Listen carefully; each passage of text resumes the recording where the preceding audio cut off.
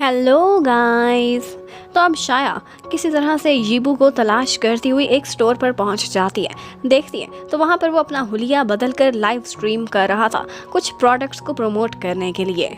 लेकिन वो तो उसे फौरन से पहचान जाती है। वो एक्चुअली उससे इसलिए मिलने आई थी कि वो उसे सिफारिश कराना चाहती थी कि तुम्हारी सिस्टर की कंपनी में मैं अप्लाई कर रही हूँ। लेकिन उसकी तो मेरी थोड़ी दुश्मनी रही थी, तो ये ना हो कि वो मुझे रिजेक्ट ही कर दे। पहले तो यीबू मानता ही नहीं है, कहता है कि सिफारिश करी तो मेरी सिस्टर मेरे साथ साथ तुम्हारी भी कुटाई लगा देगी। लेकिन बड़ी मुश्किल से वो उसे मना ही लेती है और इन द एंड जब वो मानता है तो उसका थैंक्स करने के लिए शाया ने उसे चीक्स पर एक किस भी की थी। और उसी टाइम पर ये भी दिखाते हैं कि ऐसी कंपनी में इंटरव्यू के लिए बहुत सारे लोग आए हुए हैं। यहाँ पर यीबू जिन को नीचे बुलाता है और उससे कहता है कि प्लीज शाया को कंसीडर कर लो, एटलीस्ट अपनी दुश्मनी भुला कर उसे देखना, ऐसे ही रिजेक्ट ना कर देना। और यिन भी देख लेती है कि मैं समझ गई, रिश्वत में उसने तुम्हें किस की है, साफ नजर आ रहा है लिपस्टिक है तुम्हारे चीक्स पर। लेकिन इन दी एंड वो शाया को समझा देती हैं कि मैं तुम्हारी कोई साइड नहीं लूंगी, जो फेयर होगा मैं वही करने वाली हूँ, इसलिए जल्दी आओ और इंटरव्यू दो। यहाँ पर इंटरव्यू में एक और भी गर्ल आई हुई थी। ये वही गर्ल थी जिसके साथ मैंग का हस्बैंड उस टाइम पर चीट कर रहा था। वो भी यहाँ पर इंटरव्यू देती है और उसके साथ साथ शाया भी। शाया बहुत फनी टाइप की कॉमेडियन लाइव स्ट्रीमर थी, जबकि दूसरी लड़की वो सीरियस टाइप की थी। और इन्हीं दो का इंटरव्यू सबसे अच्छा रहा था। लेकिन किसको कंसीडर किया जाएगा ये फैसला तो बाद में होगा। लेकिन जाते जाते वो लड़की जिन से कहती है कि उस दिन मैंने आपको पार्किंग लॉट में देखा था और थोड़ी रिसर्च करके मुझे पता चल गया कि आप मैंग की कोलीग हैं। थैंक यू, आपने मेरी भी आंखें खोली, वरना वो चीटर हस्बैंड मुझे भी धोखा देता रहता। जब काम खत्म होने पर ऑफ टाइम हुआ था तो जिन को जाते जाते ग्वांगशी के कोलीग्स मिलते हैं, जिसके थ्रू से पता चलता है कि वो आज काम पर भी नहीं आया था। और जैसे ही वो घर जाती है तो उसे यीबू के थ्रू ये बात पता चलती है कि एक्चुअली उसे कोल्ड हो गया है, वो थोड़ा बहुत बीमार है, इसलिए उसने छुट्टी करी है। ये सुनते ही उसकी मम्मी परेशान हो जाती हैं और आंटी रान उसके लिए सूप बनाने लगती हैं।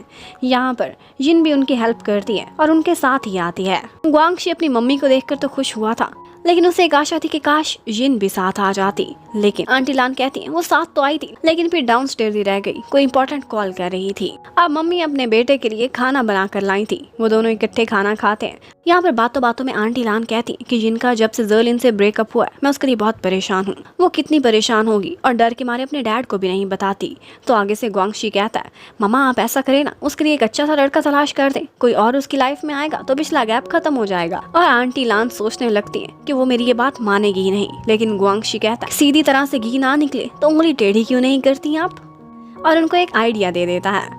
अब उसके बाद आंटी लान जब नीचे आई थी तो उसी टाइम पर जिन वहाँ पर नीचे ही खड़ी हुई थी और उसको वहाँ से वापस जाते हुए ग्वांगशी देख लेता है। वो समझ गया था कि ये अभी तक मुझे सिर्फ और सिर्फ इग्नोर कर रही है, अपनी फीलिंग्स को दबाना चाहती है, लेकिन ये ज्यादा देर तक नहीं चल पाएगा। और फिर उसके बाद हमें यूरान को दिखाते हैं। यूरान ने एक दफा याओ को देखा था जो बड़े मजे से अपनी ही मस्ती में अपने कोलीग्स के साथ जा रहा था। वो सोचती है मुझे इतना वेट कराया और मनाने भी नहीं आया, इसको तो सबक सिखाना ही पड़ेगा। और फिर थोड़ी ही देर बाद वो याओ की कंपनी में पहुंची हुई थी। वो इतनी रोब और इतने गुस्से वाली थी कि सारे लोग एक दफा तो उसे देखकर डर जाते थे। लेकिन उस टाइम पर थैंक्स गॉड कि याओ कंपनी में नहीं था।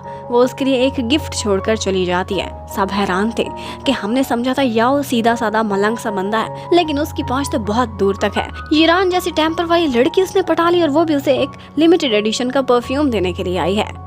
अब इतना महंगा परफ्यूम देखकर चंद से तो रहा नहीं जाता। वो कहता है चुप करके ट्राई कर लेते हैं, वापस रख देंगे, याओ को क्या पता चलना है। लेकिन जैसे ही वो परफ्यूम वो खुद पर ट्राई करते हैं तो उन्हें पता चलता है कि इसमें कोई फ्रेग्रेंस होने की बजाय इसमें तो पूप की स्मेल है। और बस फिर उसके बाद उन सारे बेचारों की ये हालत होती है। जबकि उधर यिन जब आज काम पर थी तो उसे आंटी लान की कॉल आती है। वो कहती है कि एक जगह पर बहुत अच्छा खाना बनता है, नया रेस्टोरेंट खुला है, क्यों ना मैं और तुम वहाँ जाएं स्टेक्स खाने के लिए। ये सुनते ही एक दफा तो यिन हैरान हुई थी, लेकिन फिर सोचती है आंटी को क्या मना करूं। फौरन से टाइम पर वहाँ जाकर वेट करने लगती है, लेकिन वहाँ पर आंटी आने की बजाय एक नमूना सामने आकर बैठ जाता है। तो उसे पता चलता है कि आंटी ने उसे चक्कर दिया था। ये एक्चुअली उसके लिए एक ब्लाइंड डेट सेट हुई थी। अब इधर से वो नमूना बोले चला जा रहा था। उसके साथ ही आंटी का मैसेज आता कि सॉरी, तुम्हारा बुझा हुआ दिल, उसमें प्यार के दीप जलाने के लिए मुझे और ग्वांगशी को लगता है कि यही तुम्हारे लिए परफेक्ट मैन है। ग्वांगशी ने स्पेशली तुम्हारे लिए पिक किया है। अब ये सुनते ही एकदम जिन को बहुत गुस्सा आता है। वो लड़का इतना बोल रहा था, सिर्फ अपनी रिक्वायरमेंट्स ही बताया जा रहा था।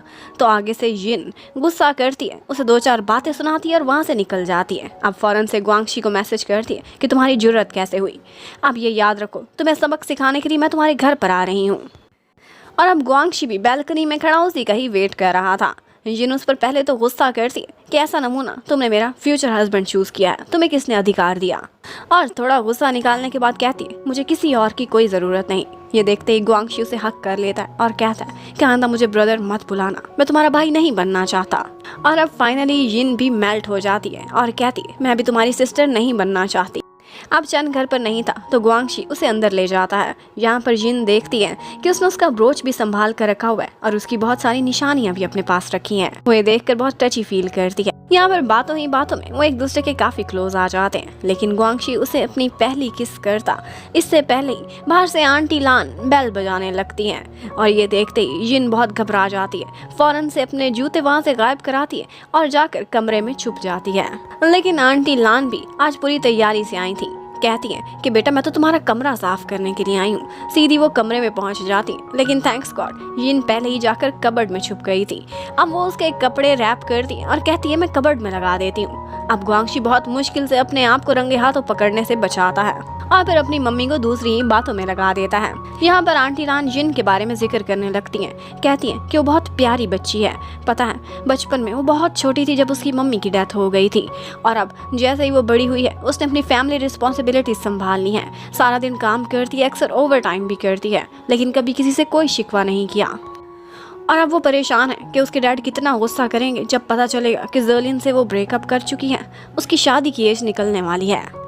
ये सारा कुछ अंदर बैठी जिन भी सुन रही थी। उसे पता चल जाता है कि आंटी लान वाकई उससे कितनी सिंसियर है। इससे पहले कि वो खुश होती, उसका मूड खराब होने वाली एक बात वो कर जाती हैं, और वो ये कहती हैं ग्वांगशी को कि हर टाइम पर उसे जिन जिन मत बुलाया करो, तुम्हारी कजन लगती है, थोड़ी शर्म करो, उसे सिस्टर बुलाया करो। अब आंटी लान तो चली गई थी, लेकिन जिन ये सब सुनकर बहुत सैड हो जाती है।